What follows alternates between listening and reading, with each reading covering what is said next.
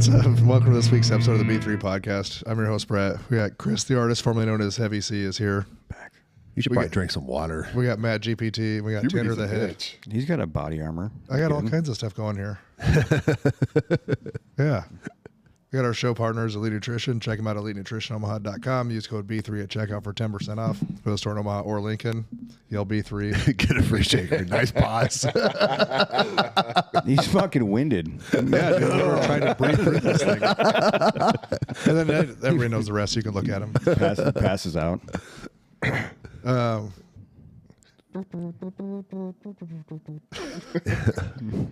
about the 25-gram creatine thing we talked about yesterday first? That study. The 20 gram? It was 25. On the... sleep deprivation. Oh, yeah. So that was more of her thing, though, right? More creatine. She did this study and did it, and it was based on people that work out. Yeah. But it's a study that showed, and this girl does a bunch of creatine research, I believe, that if they'd sleep deprive people for 21 hours and gave them 25 grams of creatine, and they were just as cognitive as people who had a full night's sleep. Yeah, the benefits of creatine with that study and then the Alzheimer's study that they released in 2025. And then, so the Alzheimer's study, they were giving to active Alzheimer's patients 20 grams a day. They also had, it was a observational study. So that's, here, I mean, it's observation. So it's not like a double-blind placebo study. But apparently like 65 to 70% of women post-menopause are on a mood-altering drug. And they have found that 10 grams of creatine drastically enhances the effectiveness of the drugs.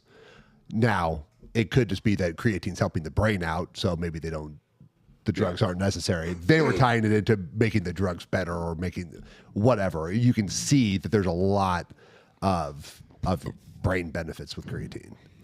Yeah, she said just the 5 itself, your muscles will basically take until they're saturated. Yeah. And this is all based on people who do some kind of weight training. Yeah. And then anything more than that will start to feed the brain. And then she did that. Like she said, she knew she was traveling that day and had to do a bunch of thinking, because she was on a long podcast. And so she'll run 15 to 20 grams. Yeah. Just for processing power, basically. Yeah, Israel's talked about that. Andy Galpin's talked about it. Huberman had something about it. But it was just you take those super high doses to get through the blood-brain barrier. But the brain will soak it up, and sleep deprivation. I've started doing it when I travel for work now, because I just get up early and work all day because I'm out there. But taking 20 to 25 before I go to bed, and the next day is way better. How long before it gets pulled off the shelves then? Because it's showing all these good benefits. Well, it won't. Creatine is a combination. You know what I mean? Right. This is way too good for you guys. It's got to be making some of this. the supplement companies pissed, because it's been around forever. It's dirt cheap. There's nothing new. Well, so the crazy thing is, I've been in the business for 13 years, and the amount of creatine we sold before, when we started, was super low. We had some. Yeah. Right, but it was only meatheads. Yeah. It was only meatheads that bought And it. it was fucking expensive. I mean, relative to your and it cost wasn't as good. So here's the thing: pretty much all creatine comes from the same source. Which I was going to say, where does creatine actually come from? So Creatine fairies. That's what I thought. Yeah. Tanner makes it. They harvest their wings and dry them and crush it. So all creatine comes from China, except for if you have Creapure, and Creapure comes from Germany. It's what you do with it once you get it. Because when you get creatine, the old stuff, they didn't do any refining to. No, but where does it actually come from? Fairy wings. Do you know what I'm saying? Yeah. There's not a It's the creatine combination. plant. I like how he doesn't know this and he owns a supplement store. Well, no, it's a combination of 2 amino acids. It's made. I don't think it comes from a fucking... That wasn't nice, Brett. I just like to bust his balls. You just like to touch his butt. Tanner's locked up right now. He's looking at Matt He's Matt, are you gonna fucking Matt, are you gonna fucking help Tanner? It said it's taking me longer for a better answer. We just froze Tanner in time. He's looking at Matt Matt, you're leaving me Matt, hanging. come on. I don't care about that. It's just going to say China. That's all it's going to say. It's chemically synthesized. Yeah, it's the combination From of 2 amino acids. Like flour. Like flour. Sarcosine and cyanamide. Didn't help at all. They're big words. Because you don't know what they mean. I don't know what they are. Well, what do they? So then they just mix them together, or it can't be that difficult because The it's so standard cheap. route condenses sarcosine with cyanamide. The reaction forms creatine, which is then crystallized as the monohydrate, filtered, dried, and milled into powder. So does it say where those two things come from? Nature, bro. Fuck. I was just asking. I don't know. Asking a lot of questions. We're trying to get to the root of it, okay? No, yeah. No one really cares. It comes from the creatine fairy, but it's That's what you, I'm saying. it's what you do to it when you get it here. So I've seen like factories that produce it, and it comes in and it's chunky and nasty, and that's the stuff we used to just get. I think they used to just take it right off the pallet and just dump it in a container, and it just chilled in the bottom of your cup and didn't break down and tasted like shit. Now they micronize it, so they'll like run it through a bunch of like 100 fine mesh screens to get it like powdered sugar like texture, so it absorbs really well. But you're like different. I still just dry scoop it. Yeah. So Man, the old stuff was like chunky though. I remember. It was like salt crystals. Yeah, you had to like put Like it on rock a spoon. You had to salt. put it like on a spoon and get it hot. And whatever, just stuff like I've just heard. Hey, don't get him excited. Yeah. Matt's still stuck on his phone. Those were tough words to type out. They were not recognized as my normal vernacular. You should have just said to it, "Hey, those big words you just said." Yeah, like where's that shit come from? What plant does that come from? The sarcosine, which might not be the right way to say it, is a naturally occurring amino acid. Told you, bitch. I mean, where do your BCAAs come from? I don't know either. I don't know either. They Yeah, just where do you happen. get amino acids from? Yeah, how do you harvest amino acids? Like from a milkweed? I don't know. I think so. Well, you can. He's frozen again. Well, so Buffering. you can isolate amino acids. From what though? That's what I'm saying. Well, you could get every amino acid from any kind of animal based protein. Yeah. You can also there's pull a- You can also pull certain amino acids out of plants, depending on which amino acid you're going for. So there's probably a ton of different ways to isolate amino acids. That's for nerds to do. I asked ChatGPT where amino acids come from, and it says, the old "where do amino acids come from" question. The biochemical equivalent of asking "where do babies come from?" Except less awkward when with fewer lies. And then it has a whole lot of words that I'm not going to read. I'll try to skim through it. Summarize, bitch. But I mean, like we were talking about peptides earlier, and that's the thing that is very similar. Is that the reason? Here's the cool thing and the scary thing about peptides is that peptides are found occurring naturally. Okay, since they're found occurring naturally, they cannot be patented, Yes. which is why big pharma can't get their hands on them. They're trying to. Merck has 200 plus being tested, and I'm sure they're trying to figure out, well, if we put this peptide with like BPC 157 with B12 and in this dosage, we can. They're trying to patent some kind of form of it, right? But they can't. So there's a lot of cool things that are happening independently because they're finding with like the Ozempics, the semaglutides, the tirzepatides, the now the retatrutide that we were talking about. They're finding other things, right? The BPC 157, TB 500. There's a ton of them out there. So that's a cool part. The scary part is that they're coming from either compound. Well, like how I used to get my peptides was I got them from a research company. And they're like not for human consumption. And so but I knew that, I mean, I did research, found out that, had good results with them. So things I felt were clean, but the sterility environment for a research peptide is much different than for a human peptide. So you could have someone meeting all the requirements for a human peptide, but they don't have to. Does that make sense? Like the cleanliness of the environment and everything else. So that's kind of the scary thing is then you have compounding pharmacies who some are good and some are bad. So it's kind of the Wild West for peptides. Well, that was like the GLP-1s. Didn't they start kind of banning the compounds? They tried to. The Eli Lilly and stuff. There's been a lot of battles, right? But at the end of the day, it's really hard to say something that occurs now, like BPC 157 is body protective compound 157. It's found currently in your gastric juices, basically. Okay, poop? the juices, not the solids. Your tummy juices. Yeah. That makes poop. Yes, it's found in your gastric poo. juice in your poop. So it's already found in your gastric juices. They figured out how to isolate it, synthesize it, make it, right? So, but it's already found in you. How are you going to patent that? You can't. But So are you saying people are getting bad peptides from research places and they're getting injuries from them? no injury. I haven't really heard of injuries. I wouldn't Just like not potent. I would say that there's a lack of regulation on the quality of what you're getting. I don't think that people are going to.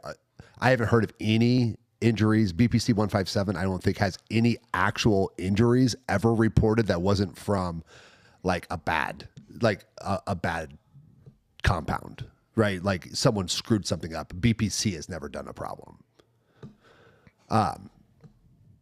But yeah, it's kind of the Wild West, which is kind of cool and kind of scary. So it just kind of depends. I mean, it's cool because you're seeing, like, we were just talking about, like, retatrutide. Retatrutide is a triple antagonist, and it helps with quieting, like, the food noise, cravings. It keeps you from overeating, and it processes carbs really well. So, like, bodybuilders are taking it and then taking other things like MK or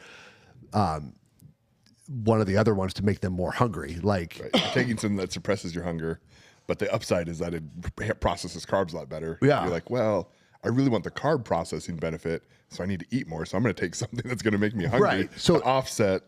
yeah, it's fucking crazy. But I mean, to me, it's cool. But right now, like, I haven't heard of anyone actually like something like bad happening. I would just say it's probably dosing. Like, I know people who have gotten tirzepatide from different compounding pharmacies, like through the same thing, but one was from Texas and one was from Florida, and they reacted much different, right? Like, side effects were way higher, or something was way stronger.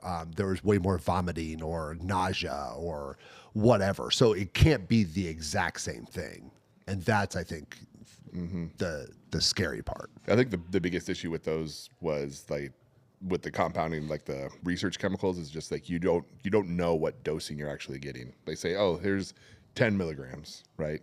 Well, there's 10 milligrams of powder in there, but are you actually getting like 10 milligrams of tirzepatide of whatever you were trying to get? Well, it's supposed to be. It's supposed to be. So it's supposed to be like, when you get any of those, it should tell you the milligrams of Right, the they say what's actual on it, but, drug. like the dosing that's Yeah. actually in there, Yeah. is probably the biggest variability. And then you have to reconstitute it yourself, Yeah. which I think people struggle with, Yeah, it's not that hard. trying to get that. Well, some of them, they come, like, one of the BPCs I got was a 20 milligram of BPC, but it was in the little tiny 5 milligram vial. Oh, yeah. So, like, when you go to reconstitute, you can't get enough fluid in there to really dissolve everything down and stuff. So, like, you put it in there, you reconstitute it, you take it out, you put it in a bigger sterile vial, and then you reconstitute whatever's left and try to get that out and stuff. So you can do stuff like that. But I've seen some of, like, their tirzepatides and stuff are in like 25 and like 30 milligram, but they still come in a little fucking tiny vial. So you'd have to, like, do magic with it. But if you go through like a compounding pharmacy, I don't know why the research chemical places don't, like, just put them in a fucking bigger vial that you could mix them better. Well, because they're for research. Fair. But it makes my research harder. But Yeah. they did have, I couldn't find it beforehand, but they had, so we were talking about the Gravatamab. I think it was the one that was the myostatin inhibitor, and then whatever the other one was. Adaptin A, maybe. So the original one that we talked about before was, they did a study on monkeys, and then they, like, extrapolated it out to what it could be on people. And they recently did one on actual humans, and it was even more impressive. Like, you just take this drug, and you lose body fat and you get more muscle, and like they don't do anything. I would just like to put out there that any kind of myostatin inhibitor or anything like that, I think anybody who's considering it should like proceed with a shit ton of caution. That would be your heart is a muscle. Mm-hmm. They have not done this long enough to know what the effect on your heart's going to be. Also, if you're a big fucking meathead and you're doing gear and test and who the fuck growth hormone or whatever the hell else you're doing, and you add this on, like that is scary. Like you should really pay attention to it. Also, if you're a power lifter and you put on like 10 pounds of muscle in 5 months and you think you're getting super strong, what you may be, understand that your tendons and ligaments and connective tissue have not gotten strong at the same rate. So, no, it's gonna be, it could be rough on your heart, like Nebraska football is on Tanner's heart. God, they were pathetic last night. Nice segue. It was nice. They were pathetic last night. I haven't seen them play that uninspired and that poorly coached in a long time, and it was disheartening. And I'm the biggest Husker homer there is. And I was just... I turned that game off. I couldn't keep watching it. I had to turn it off. We talked about that earlier. Can't do it. Yeah. Just uninspired football. And honestly, like I said, I told you guys off air, like Rule lost the room for the week. I'm not saying he can't get it back. I'm just saying he lost it because he wouldn't come out and say it. Now, I don't think we have any fear of him going to Penn State now. So that should pretty much go to bed. But, yeah, he lost it. Well, I mean, let's not put down Minnesota. They're a good football team, though. Yeah, They seem to always have our number. Here's the thing. When we lost to Michigan, I didn't feel like we played uninspired. I felt like we played, right? Like even when things weren't perfect against Michigan State, I felt like we were fighting. Last night, I felt like we tucked our tail and fucking quit. Like I thought they could beat Minnesota. I just didn't think it would like the big point spread they had. I thought the point spread was a lot. Yeah, I just think I think we quit. That's the thing. I can watch a loss as long as as long as there's effort, there's plays. Like maybe we had a couple bad. I mean, that holding call was like they completely missed it on one of Minnesota's. Oh, that last touchdown or second to last one, whatever. Yeah, I mean that guy just hooked the guy who was going to make the tackle and drug him. Like yes, like but if it was a close game and something like that happens, then you can be like, okay, well it was just one play, like we were right there, but we just got our ass kicked pillar to post. Like even when it was just 7-6, at halftime it looked uninspired. Yeah. It just looked uninspired, and I just can't. That's where you're going to lose me. If you look like you just don't give a fuck, then I'm not going to give a fuck watching. Well, they got Northwestern next week. Should be a nice little pickup game. They just beat Penn State, so yeah, that doesn't. Well, who knows? Yeah. Yeah, and then you got the California teams coming after that. I mean, it cracks me up because trying to. I've talked a little bit of shit because the whole like transitive properties in college football doesn't work, right? Like I saw a thing the other day, like, okay, Florida State beats Alabama, right? And then like it goes down and like Virginia beat Florida State and NC State beat Virginia and James Madison or someone or Old Dominion or someone beat NC State. So obviously Old Dominion's better than, Georgia or Alabama. Like you can't, like that's impossible to do in college football. It is really hard because like at any given week it can look like a shit show. That is true. Especially this year. I don't know who's good in college football, really. I mean, we thought Miami was good, and then they got beat last night by unranked Louisville. We thought Miami might be one of the best, like one of the most complete teams. Yeah, I thought it was like them in Ohio State, and now it's just... I don't know. Ohio State, Alabama looks really good, even though they lost to Florida State at the start. They look really good. Oregon's still hanging around. Yep. Indiana, obviously. Yeah. Is Notre Dame still in the top 25? Yeah, they were 13th. They have 2 losses this year. I feel like Notre Dame's always that team you can never count out. They're like kind of a sleeper team. Yeah. I guess we'll find out. I think Notre Dame has a big Notre Dame USC this week. Is that right? I don't know. Let's see. I think it's Notre Dame USC this week. That'll be a big game. Yeah. Here's a question I get a lot. See, I'm sure you guys have heard it. A guy asked me the other day. Would you have sex with a robot? No. Oh. No, this guy he just like comes in the morning, works out. He's like not a power lifter or nothing like that. And it's the well, what's like a good squat for my body weight? That's always like a hard question. There's not really Twice a your right body answer. weight. 2x. Twice your body weight. For the average person who works out. That's not really like a thing. I mean, yeah. You're That's what right. I'm saying. It's like really hard. That's like, Yeah. I mean, I don't think there's like a set number. People always want to ask that, though. I get asked that question a lot. Like, well, do you think that's good?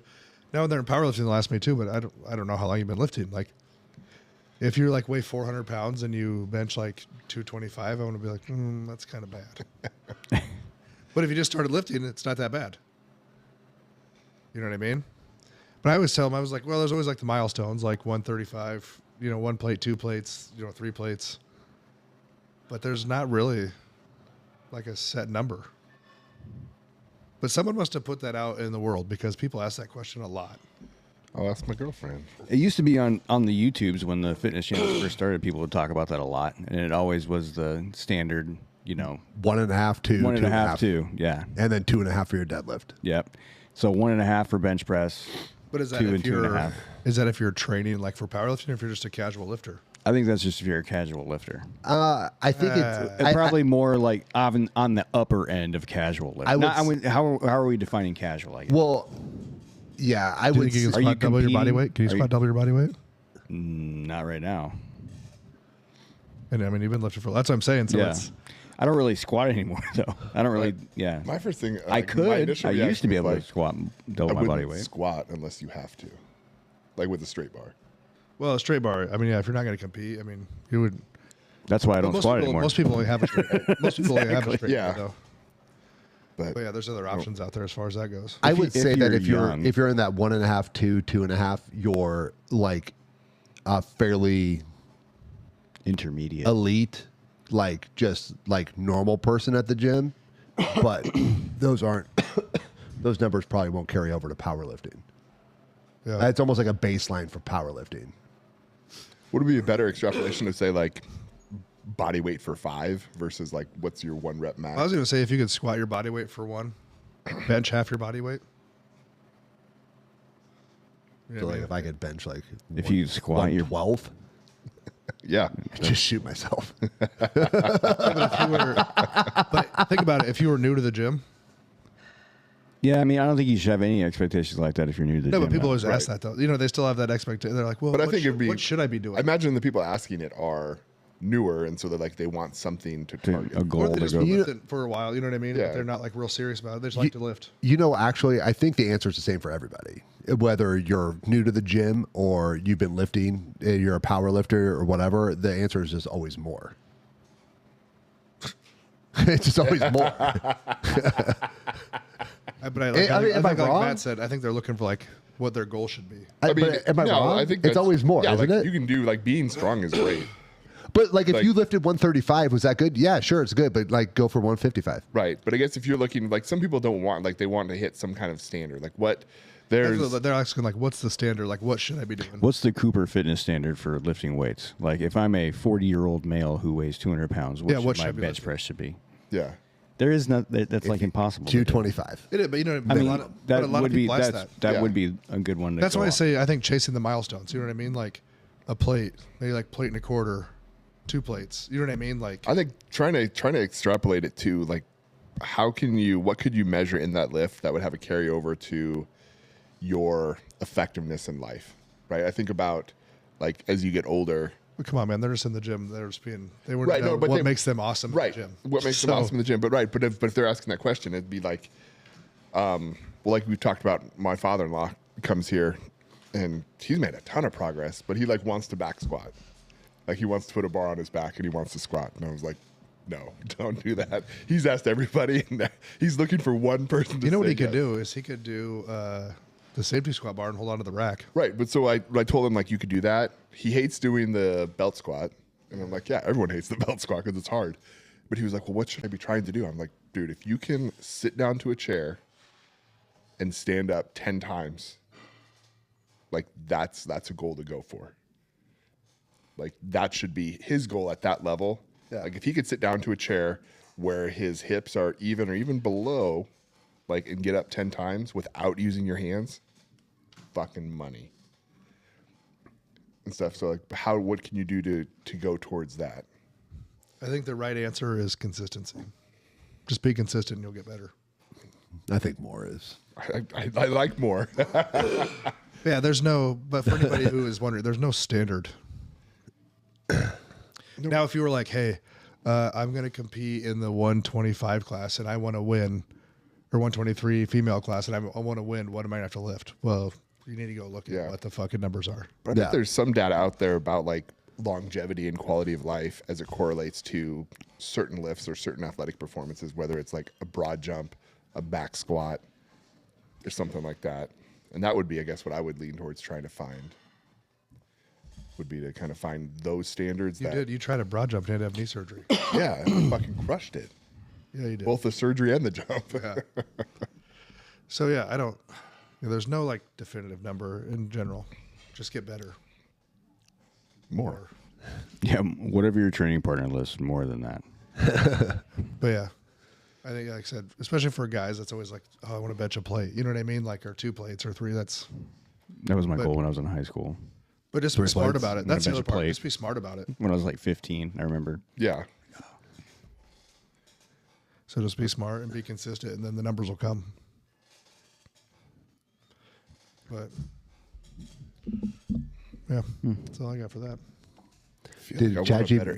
Did your girlfriend have any kind of suggestion? No, it was super shitty. Suggestion for what? Like what the standard should be? I said, what's a good squat for an average male? Depends how you define average male. The statistical one or the guy at the gym who spends leg day finding new exercises or new excuses? Well, so get the other guy that do the standard one. Yeah. That's what I said. I'm like, give me a standard. Yeah. I need a fucking standard to compare to. Stop being difficult. Is that Different. what you said? Difficult. Yeah. There you go. Little paint is gonna have to be redone over there. Whatever just happened over there. I'm not sure what that was. This is kind of dumb. Here's the thing. I think you're best comparing yourself to where you're currently at, and then always like it just sounds stupid, but just like try and get better. Like try and do A little one less shitty every day. Yeah, like try and do 1 more rep or 5 more pounds. Like if you hit it, then go up. Like, but I don't think a lot of people know. Here's the thing: I don't think a lot of people know how to push themselves. Like if you ask someone to pick a weight and give you like 2 reps in reserve and like do 10 reps, like they'll pick a weight and then like, okay, we're gonna try a burnout set, and then they'll do it for like 20 times. It's like, okay, well that's not your 10. That's not what you do at 10 reps now. Like I don't think a lot of people know how to push themselves. Well, I think it's part of it's finding a good program, doing the program, and being consistent. Well, and then learning from the program when you're done. Yeah. I think everyone, if you start a program, I think you should finish it. So if you have like, if you're kind of like ADD, then don't pick like a 27-week program. Pick like a 10 or 8 or 10 or 12-week program. Do it, finish it. What'd you like? What you didn't like? What'd you respond to? What you didn't respond to? Because a lot of times, if you do a 12-week program on week 8, you hate it. Well, that's when it starts getting hard. Yeah, but you hate it and you maybe feel weaker. You know what I mean, or whatever. Like you don't feel like things are progressing. But then by the time you finish the 12 weeks and you had a little bit of a down week the week before, and then you go back and you hit your numbers again and everything goes up. You're like, oh, that was good. Like so, it's okay to feel shitty if I have if I'm progressing towards something. I mean, that's like anytime I wrote a program and I would ask Ed to look at it, and he would go, just run it. Yeah. That's all I would say. He wouldn't give me any advice. Just run it. See what happens. It's only 12 weeks. Yeah. So, yeah, just be consistent and follow through, and your numbers should go up if you have a good program. But what do you got going on over there? I was just trying to find some additional standards. And she gave you nothing, huh? Not really. So I found that GBRS, that program that I was running, and blew out my knee. And so their fitness standards, they have pull-ups, bench press, trap bar deadlift, 800-meter run, broad jump, a plank, and a farmer carry. And then they have like like a standard, elite, and then pro. So like bench press is body weight for 20 or more is pro. Standard is 10 or more. That's pretty. What do these guys weigh? Like 100 pounds? They're doing this? Probably like 200. Do you think any of those guys bench it for 20 reps? I've seen the guys that do the filming, like DJ Shipley and stuff. He did for 24, 25. When like I was doing the 220. combine thing, I did like 225, which is where I'm at now for like 30. And then trap bar deadlift, standard is 1.5 body weight, elite is 175, and pro is 2 times, and that's for 5 reps. That's a drastic difference. The What did it say it was? 1.5, 175, and then 2x body weight 2 times body weight for 5? for 5. That's a... I mean, so if you're 200 pounds, That was for the elite. that's the elite. 1.5 like- body weight for 5 Like for you, the standard. Well, I know, but you go from benching your body weight for 20 to double your body weight on a deadlift for 5. It's a trap bar. Still, that is a Yeah. drastic difference in a test. 800-meter run. well, okay. So let's just use 250 as a number because it's easy. So 250 for 20 on a bench versus 500 for 5 on a trap bar deadlift. Yeah, that is 2 very drastically different tests. I think that 500 for 5 would be way easier than your body weight for fucking 20. Oh, okay. I thought you were going that way. That's I'm what I'm like, saying. That's so like, drastically different I would somewhat venture that it's also protective. Like if you're trying to max out on bench, like that's going to be harder for the average gym goer to effectively do versus like a trap bar deadlift is probably a little safer. Yeah, but it's 20 reps. It seems like a lot. well, it is. Yeah. I mean, anything over like 10 is a lot, especially on like Yeah, a well, bench. 3. Over 5, it's cardio. Yeah.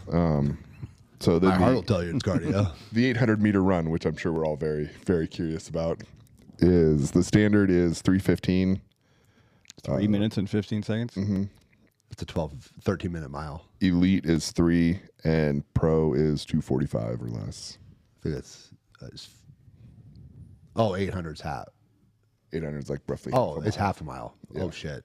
2 laps. So hold on. Yeah. So 350. What was it? 3:15 for the standard. So that's a 6:30 mile. 3 Yeah. for the elite. And I don't think there's a lot of fear of me in that number. In my 7th grade prime, I ran to 400 in like a minute, like 6 like a or minute 7. 6, minute 10. Yeah. Yeah, that's cooking. That was in my 7th grade prime. Then broad jump is your height is the standard. Height plus 12 inches for the elite, and height plus 24 for pro. I'm trying to think last time we did a broad jump. I think I could do my height for sure. Yeah, but you could step your height just about. Yeah. That one I barely hit the pro and fucked myself over. And got surgery. Yeah. So there's sacrifices to be made. So it's worth it. Yeah, totally worth it.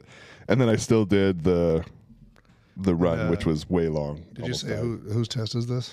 So this is GBRS group. The SEAL, the guy, it's like a bunch of former SEALs, but like DJ Shipley is probably the face of it. And then Vernon Griffith is like their programmer.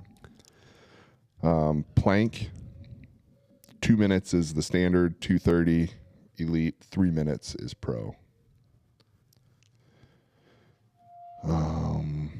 Pull-ups. You do a 3-minute plank. No, I don't know. I get bored doing a plank. dude, it was. Get it? That's good. Oh, what the fuck? Was it well something? Yeah, yeah. God damn it. Here we are again. Yeah. Pull-ups, 10 is your standard, 15 elite, 20 plus is pro. And then farmer carry Body weight. is body weight, but I think it's Total body or weight champ? total. Okay. Yeah, not body weight per hand, body weight total. And then your distance is 175 standard, 225 elite, and 250 plus for pro. That's feet, right? Feet. Not yards. Okay.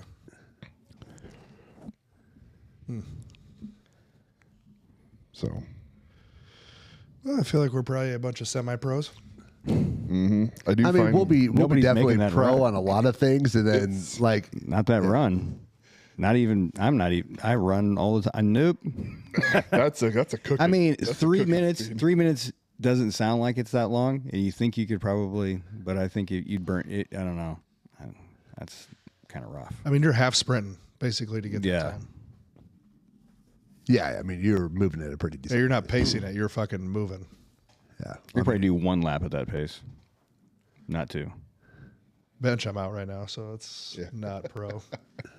It is funny, like so the program that they use will like when you enter in your stuff, it'll line you up against everyone else, and like to see some of the numbers on there on like someone on there had it was a straight bar curl, for like 8 or 10, and I think they listed that they did 190, bullshit. and I was Video. like, I need a get the video. fuck out of here.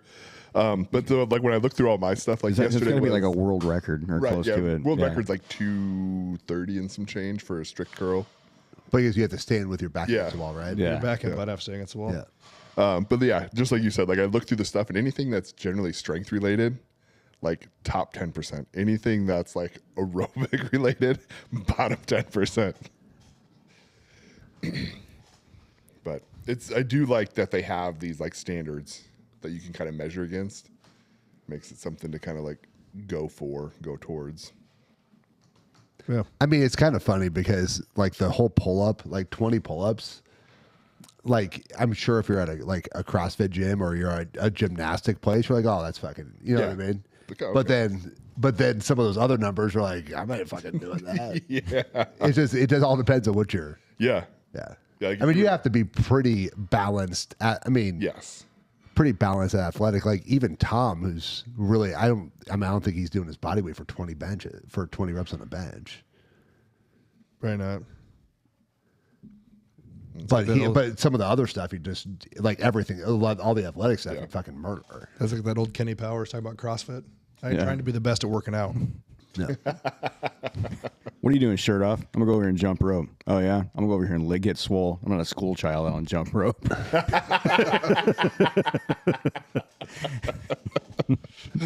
Oh, man. Yeah. 100% agree. Yeah. Hey, you guys got anything else? I'm good. Solid.